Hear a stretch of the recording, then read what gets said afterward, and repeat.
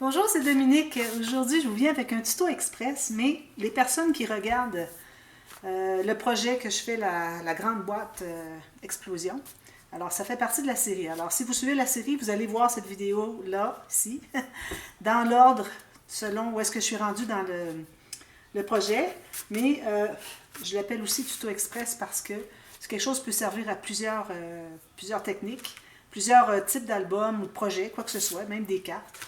Et puis j'ai pensé qu'en mettant cette vidéo aussi dans la playlist des tutos express, ben, ça va être facile à trouver pour tout le monde. Et puis ça va servir aussi les gens qui regardent des tutos express justement dans ma chaîne pour apprendre toutes sortes de petits trucs. Alors ceux qui sont nouveaux sur ma chaîne, moi je vous recommande fortement d'aller voir la playlist des tutos express. Alors vous avez dans la boîte de description dessous le lien pour vous rendre à la playlist tous les tutos express. Alors toutes sortes de choses. Parfois ce sont des choses banales, parfois c'est des choses plus importantes, plus complexes. Mais bon, il y en a pour tous les goûts, puis c'est vraiment la base pour apprendre, pour ceux qui commencent, qui n'ont pas fait aucun projet encore. Alors là, moi, je suis à travailler sur des pochettes en acétate. Alors, j'en ai pas fait souvent. Et puis, j'ai pensé que ça pourrait être intéressant. Alors, il doit y avoir toutes sortes de techniques que tout le monde utilise. D'ailleurs, il y en a qui ont le rebord de la pochette qui est en papier aussi. Il y en a qui ont tout l'acétate qui tourne autour. Alors, il y a différentes façons de la faire. Moi, je la fais avec un cadrage en U. Alors, encore là, il doit y avoir différentes façons de le faire. Mais moi, c'est comme ça que j'ai vu la façon, puis je trouve que ça donne un beau rendement. Je suis bien contente de la façon que ça fait. Ici, j'ai pas fini mes pages, là. Mais bon, on a une belle ouverture ici, puis je trouve que c'est bien intéressant. Alors, j'ai pensé faire le tuto pour vous. Alors, ce que vous allez avoir besoin, ce dont vous allez avoir besoin, est de la pochette, le format que vous voulez. Alors, moi, ici, en l'occurrence, sur ma largeur, j'ai un rabat ici, je vais mettre une pochette ici, comme j'ai fait les 4 autres côtés. Alors, j'ai pris la largeur plus une bande de collage chaque côté. Et puis, dans le cadre d'une boîte explosion, alors si vous avez décidé de faire un rabat sur une pochette, attention, toujours faire plus petit. Alors, comme j'expliquais, c'est que quand on fait une boîte explosion, l'espace qu'on a de disponible pour chaque côté va en diminuant. Alors, c'est comme si on faisait un X ici. Alors, on a un triangle ici, même chose ici, ici. Alors, plus qu'on avance en épaisseur, ou de niveau, ou même des épaisseurs sur un même niveau, on doit enlever la largeur. Alors, autant d'épaisseur, moi ici j'ai un gousset de 3 mm.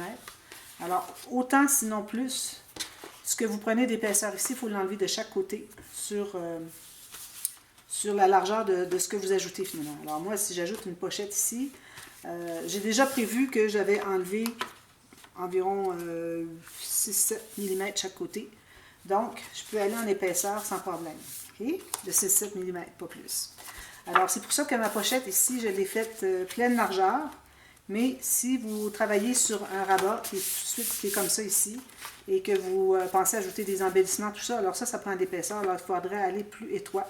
Peut-être enlever 2 ou 3 mm de chaque côté pour ce qui est de la largeur. Okay? Moi, je travaille sur la pochette ici. Okay? Alors, j'ai ça. Ensuite, vous décidez de la hauteur que vous voulez avoir, plus une bande de collage. Alors, vous avez une bande de collage, je vous la mets dans le bon sens. Là, je vais travailler à l'envers, mais c'est comme ça quand on travaille dans les boîtes explosion. Alors, j'ai ma pochette ici, j'ai un rabat de chaque côté, une bande de collage de chaque côté, et puis une en bas. Okay? Alors là, ce qu'on fait, une fois qu'on a fait nos lignes de pliure vis-à-vis les marques qu'on s'est faites, alors on enlève le carré qui est ici, mais on l'enlève complètement en biais comme ça. Okay, c'est beaucoup plus facile à coller. C'est pas comme quand on a quand on fait des couvertures d'album, parce que là, on a l'épaisseur, 1 mm, 2 mm. Alors, il faut se garder un côté ici. Alors, pour ce qui est de ces pochettes-là, vous coupez dans un angle de 45 degrés. Okay? Il faut que vous arriviez tout juste sur le point où est-ce que les lignes se rencontrent. Ensuite, alors le matériel que vous allez avoir besoin aussi, c'est le papier du fond. Papier uni. Okay? Un morceau d'acétate, du ruban adhésif à 2 faces. Puis ici, j'utilise une petite serviette à main, okay, qui est fini papier. Vous voyez le bruit? Alors, c'est vraiment aucune petite mousse qui se fait. Alors, allez pas avec des essuie-tout qui sont super absorbants, super moelleux, parce que là, vous allez avoir de la mousse. Alors, quand il s'agit d'essuyer, alors ici, parce qu'on doit essuyer, on a toujours toutes sortes de petites petites particules de colle qu'on a collées après nos doigts, qu'on a enlevées, des morceaux de papier, toutes sortes de petites choses. Il y en a toujours, toujours. Alors, c'est pour ça qu'on prend un essuie-tout qui essuie tout ça, mais qui aussi ne laissera pas de résidus. OK? Alors, vous avez besoin de tout ça. Alors, pour revenir à ma forme initiale, alors là, j'ai mon carré ici, mon rectangle de pochette. Alors, moi, je vais avoir un centimètre tout autour ici que je vais mettre du papier uni, ou que je vais mettre du papier imprimé, mais bon, mettre du papier, OK? Alors là, je vais effacer mes marques du départ qui étaient ici. J'espère que ça fonctionne toujours. Si je regarde ici, parfait. Alors, je vais commencer par plier ici. Alors, moi, j'ai fait une ligne je vais faire une ligne à 1 cm tout autour. Okay? Alors, je calcule ici en haut, 1 cm, en bas, 1 cm, en haut de l'autre côté. Alors, c'est toujours mieux de faire 2 lignes. Alors là, il faut que vous soyez vraiment certaine que votre ligne de pliure soit vraiment droite, que ça fasse vraiment un carré. Les angles de 90 degrés parfaits dans les coins. Alors, en ayant toujours 2 lignes, comme ça, c'est plus facile d'avoir une ligne droite. Alors, moi, sur mon massicot, alors je place pour que mes 2 lignes arrivent vis-à-vis soit votre espace où est-ce que ça coupe, ou votre fil, si vous avez le petit fil de métal. Alors ici, il faut faire attention de ne pas dépasser. Alors, vous êtes mieux d'arriver un petit peu plus court, ne pas vous rendre tout de suite à la ligne qui est là.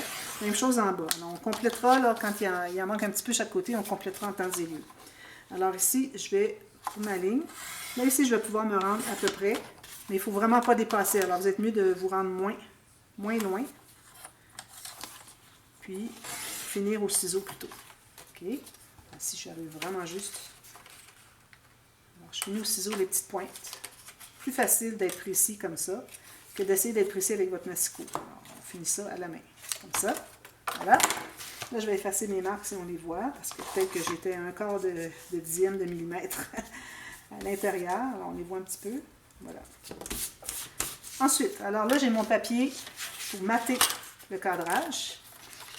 Alors, je me trouve à avoir, je vais commencer ici parce que j'ai suffisamment large ici pour la bande du bas, pour faire mes 2 bandes du bout. Alors, je vais commencer tout de suite mes bandes du bout.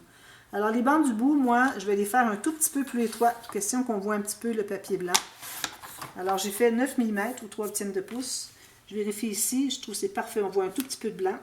Puis, pour ce qui est de la longueur, ben, je vais en couper un peu. Alors, un peu en haut de la ligne de pliure de lui. Alors, vous voyez, ça, c'est ce que ça donne ici, comme ça. Vous voyez? D'ailleurs, il faut les plier au complet. Ça. Alors, ici, si j'arrive, j'ai mon 1 mm chaque côté, puis j'en ai un en haut aussi. Puis, ici, je vais couper pour arriver plus que 1 mm du bas. Parce que quand je vais arriver avec ma bande du bas, que je vais vouloir arriver à 1 mm, il ne faut pas qu'on voit le bout de ça. Alors, j'ai coupé un petit peu plus court. Alors, j'en fais 2 comme ça. Faire les 2, même chose. Comme ça. Ensuite, je vais faire une qui est la longueur ici, puis on ajustera pour ce qui est de la longueur, mais même largeur, 9 mm ou 3/8 de pouce. Puis là, je vais ajuster quand je vais avoir installé ceux-là. Okay, on va attendre de voir où est-ce qu'ils sont pour ajuster la longueur. Alors là, je vais mettre ma colle. La colle. Vous pouvez mettre du ruban adhésif à 2 faces si vous voulez. Pas de problème. Mais moi, j'ose pas trop utiliser le ruban adhésif à 2 faces, à moins que ce soit la seule façon. Parce que je me dis qu'éventuellement, peut-être que ça va venir qu'à sécher, puis les choses vont se décoller. Alors, vous voyez, j'ai mon 1 mm de chaque côté, puis 1 mm en haut. Puis ici, j'ai plus que 1 mm avant d'arriver en bas. OK? Il faut que ça donne ça. On va presser tout ça. Même chose de l'autre côté. Excusez, moi j'ai les mains tellement sèches que j'arrive pas à rien prendre. Alors ici, je tourne mon papier parce que il y en a peut-être qui se demandent pourquoi je fais ça quand je regarde les deux côtés. Si je vois que mon massicot, quand il est coupé, il fait une petite courbure du papier comme ça vers l'extérieur. Alors si je vois qu'on le voit bien, je le mets dessous pour qu'on ait quelque chose de bien droit, bien propre sur le dessus. Alors ça, je fais toujours ça. Moi, je vous recommande de faire ça, puis de prendre l'habitude de le faire tout le temps. Vous allez voir, ça va devenir vraiment automatique. Alors maintenant, pour ce qui est de celui-ci, alors j'arrive exactement, mon rebord ici va arriver exactement sur le côté ici, ni dépasser, ni être trop court. Puis, je vais couper à peu près la même largeur, un petit peu plus long. Puis, je vais aller ajuster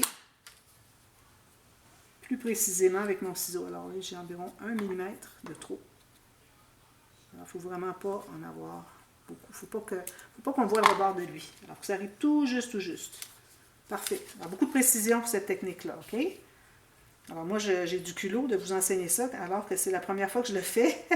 Mais bon, j'en ai fait 3 ici. J'en ai déjà fait dans des folios pages empilées. Mes premiers, il y a environ 4 ans, ou 5 ans même. Les tout premiers folios pages empilées que je faisais. J'avais une pochette accordéon avec de l'acétate épais, alors du plexiglas, que je mettais dans le fond de mes folios. C'était vraiment, vraiment joli. J'adorais faire ça. Alors, c'est le même principe, finalement. Alors, ici, j'ai encore un petit peu trop long, comme vous voyez. Alors là, je vais décoller avec le bout de mon ciseau, comme ça, pour qu'il colle. Puis là, je vais en enlever tout petit peu ce qui manque. Là, j'arrive vraiment, vraiment égal. Même, j'ai encore une petite affaire. Là, c'est vraiment de la précision, mais moi, je vous recommande vraiment de faire précisément pour que ça donne un beau rendu. Plus que vous êtes précise, plus que le rendu va être beau. Alors là, je vais tout presser ça. Comme ça. Voilà. OK? Ensuite, alors là, je tourne pour aller vers l'intérieur.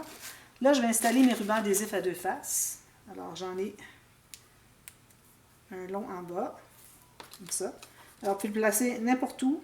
Alors, moi, je le place environ à 1 ou 2 mm en bas du haut du cadrage. Ici, tout près de lui, ici. Okay. Je vais aller jusqu'au bout ici. Si je suis allée un petit peu trop loin, je vais couper tout de suite. Puis, ici, je commence tout juste là. On peut manquer un petit bout, c'est pas grave. Alors, environ 1-2 mm, plus près possible de l'intérieur du cadrage. Ici, il ne faut vraiment pas dépasser. Même chose ici. Okay. J'ai 3 mm, mais bon, le plus proche possible. Puis ici, idéalement, jusqu'au bord, pour que votre papier, votre acétate soit collé jusqu'au bord.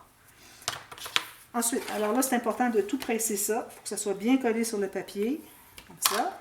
Si ça dépasse un petit peu, on va l'ajuster, comme ça. Ensuite, alors là, vous avez votre morceau d'acétate. Alors moi, ce que je fais, c'est que j'enlève toutes les poussières. Comme ça. J'essuie ici, j'essuie encore, et voilà, il est tout prêt, tout propre. Alors ça, c'est vraiment un problème pour la statique. Surtout ici, c'est incroyablement sec. Alors moi, quand j'ai sorti mon papier acétate, aussitôt qu'il était sorti, c'était 2 secondes après, il était déjà tout plein de petits morceaux de colle séchée, de papier, de toutes sortes de choses.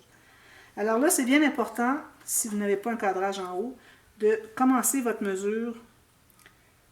Ben là, la mesure, de toute façon, je ne l'ai pas donnée, mais il faut que ce soit idéalement 2-3 mm de moins que la hauteur et puis tout le cadrage finalement, tout le tour. Mais en haut, il faut arriver juste.